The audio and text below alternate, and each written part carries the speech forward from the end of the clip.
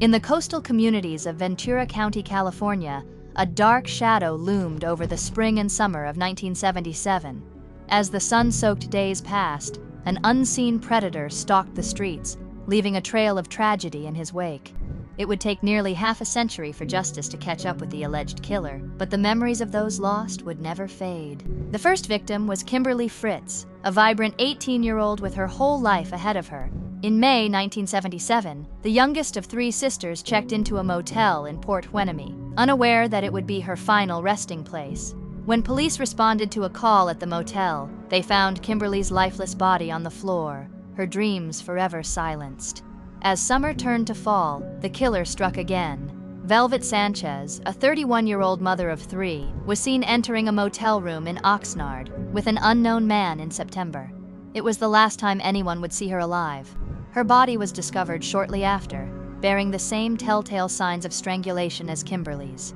The year's end brought no respite from the horror. In December, a passerby made a grim discovery on a bridge in Ventura County. Lorraine Rodriguez, a 21-year-old mother of one, had become the third victim in this deadly spree. Like the others, she had been strangled, her life cut tragically short. As investigators worked tirelessly to connect the dots, they noticed a chilling pattern. All three women had been sex workers, and all had died in a similar manner. The streets whispered of a killer who prowled the highways, possibly a long-haul trucker who used his profession to cover his tracks.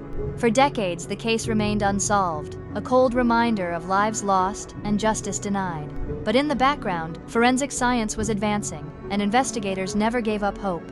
They carefully preserved evidence from the victims' bodies and clothing, waiting for the day when technology might reveal the killer's identity. That day finally came in 2022, though not in California. In North Carolina, a man named Warren Luther Alexander was arrested for the murder of 29-year-old Nona Cobb, another victim of strangulation found along a highway. Alexander's DNA, now in the system, would prove to be the key that unlocked the decades-old mystery in Ventura County.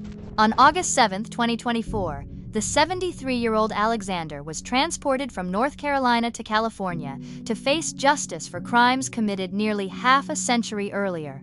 The following day, Ventura County District Attorney Eric Nasarenko stood before the press, flanked by law enforcement officials, to announce that charges had been filed against Alexander for the murders of Fritz, Sanchez, and Rodriguez. Now held without bond in Ventura County, Alexander faces 3 counts of murder.